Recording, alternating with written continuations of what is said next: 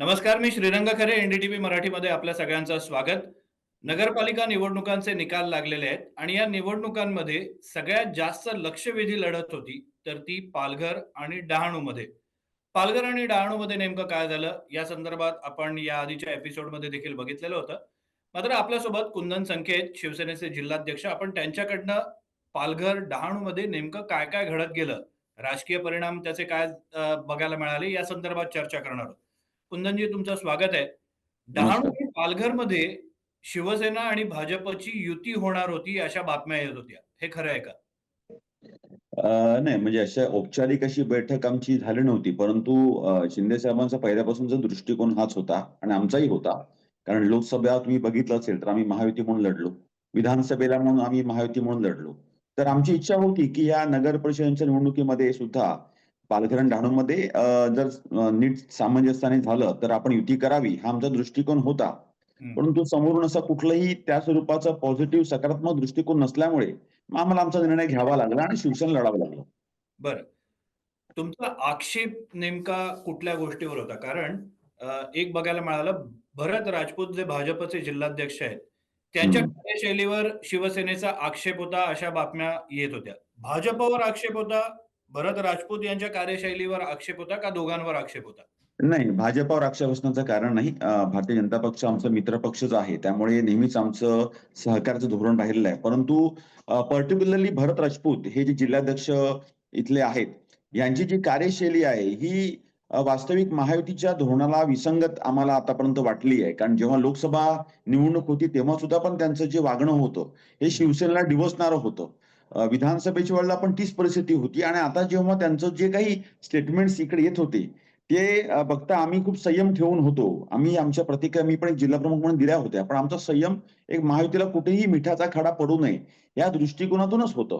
परंतु ज्यावेळेस त्याचा अतिरेक कुठेतरी झाला, त्यावेळेला आम्हाला एक कडक निर्णय घ्यावा लागला. कारण शिवसेना आणि पालघर यांचं नातं खूप जुनं आहे. आदरणीय बाळासाहेब दिघे साहेब आणि आता शिंदे साहेबांच्या माध्यमातून तळागाळामध्ये, खेड्यापाड्यांमध्ये शिवसेना पसरली आहे. त्यामुळे आता आम्हाला आम्हाला भूमिका घ्यावी लागली आणि आम्ही मग आपला निर्णय समोरच आहे, काय घडलं आणि स्वतः त्यांच्याच डहाणूच्या नगर परिक्षेत्रामध्ये त्यांच्याविषयी किती प्रचंड जनमानसामध्ये जो रोष आहे, हं. हा निवडणुकीतून दिसलेला आहे आणि म्हणूनच आमचे डहाणूमध्ये राजू माछी आणि पालघरमध्ये उत्तम घरत हे खूप मोठ्या फरकाने निवडून आणलेत.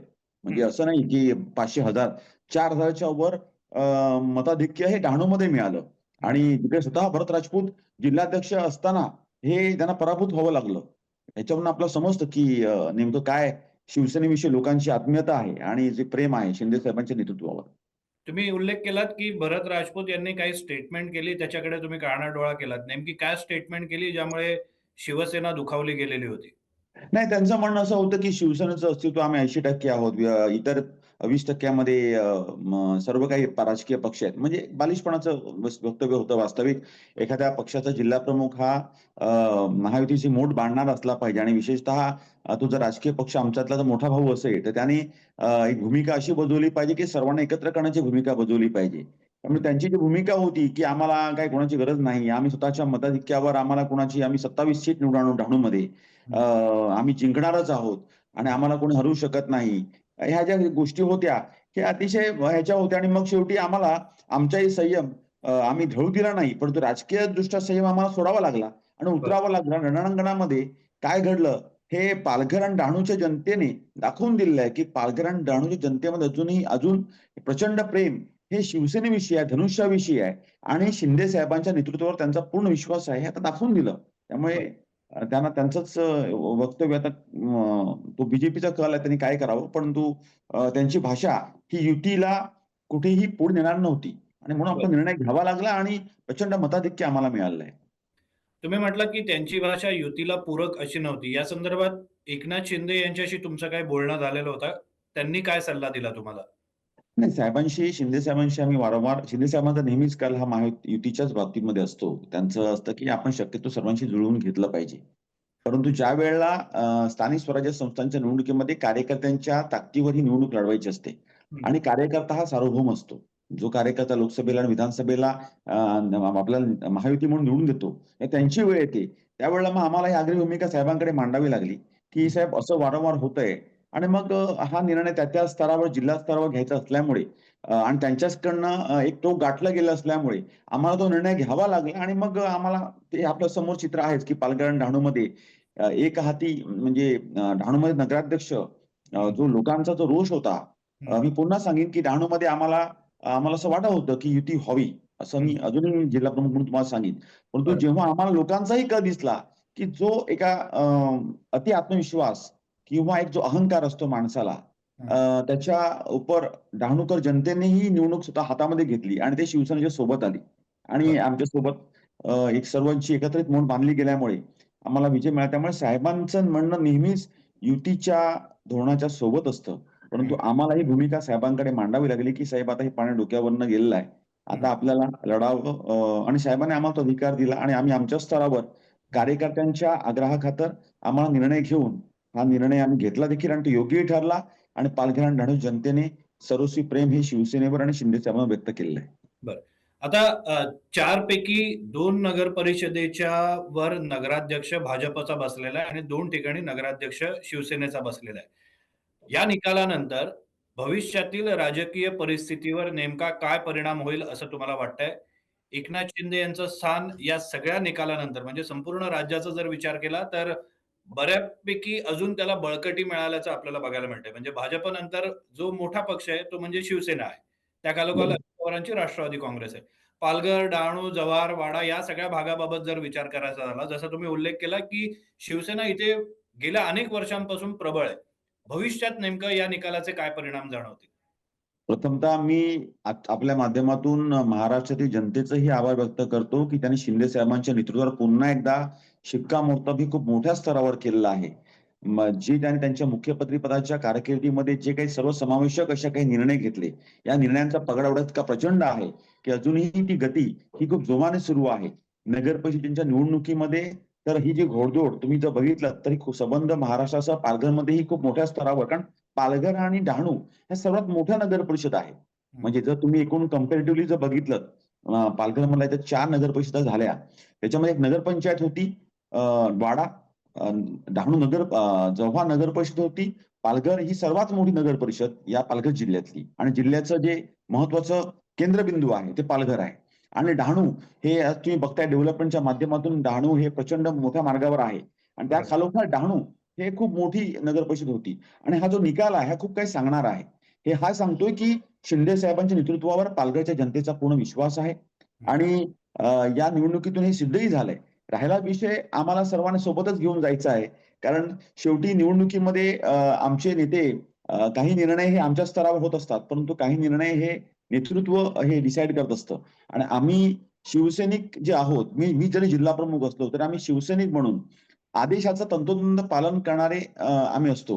हं. जो निर्णय येणाऱ्या जिल्हा परिषदांच्या बाबतीमध्ये साहेब घेतील, तर त्याचं आम्ही पालन करू आणि तो तंतोतंत अंमलबजावणी करून त्याची निर्णय हा नक्की आपल्या पालघरची जनता आमच्या सोबत राहील, हा मला विश्वास आहे. बरं ज्या लोकांना माहिती नाही, त्या लोकांना माहितीसाठी म्हणून सांगतो, की डहाणू नगर परिषदेमध्ये भरत राजपूत जे भाजपचे जिल्हाध्यक्ष आहेत, ते आणि शिवसेनेचे राजू माच्छी यांच्यामध्ये लढत झालेली होती. शिवसेनेचे राजू माच्छी या ठिकाणी विजयी झालेले आहेत आणि कुंदन संखे ज्या भरत राजपूत यांच्याबद्दल बोलतायत, त्यांचा त्यांनी पराभव केलेला आहे.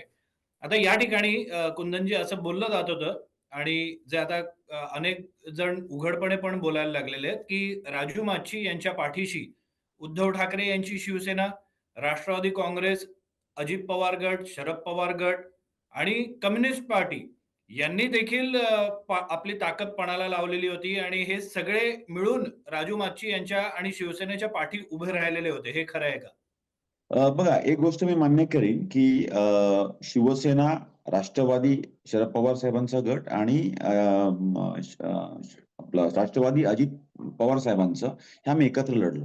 बरं. आणि त्याच्यामध्ये आम्ही सर्व मिळून जे डहाणूकरांना हवं होतं, ते कुठेतरी आपण आतापर्यंत न झालेला विकास डहाणूमध्ये आणि कुठेतरी जी एकाधिकारशाही किंवा म्हणतो आपण की अहंकारपणा याला पक्ष म्हणून सांगत नाही, व्यक्ती म्हणून सांगतोय. बरं. त्याच्या बाबतीमध्ये सर्वांनी एकत्र आलं पाहिजे या भूमिकेतून आम्ही सर्व एकत्र आलो आणि त्याचा निर्णय तुम्ही बघताय. राहिला विषय, ही काही मंडळी ही औपचारिक मंडळी आमच्या सोबत होती, शिवसेना, राष्ट्रवादी दोन्ही. हं. आता बरीचशी अशी मंडळी आहेत. मी असंही म्हणू शकतो, की आमच्या मित्र पक्ष भाजपातीलही काही लोकांनी आम्हाला सहकार्य केलं.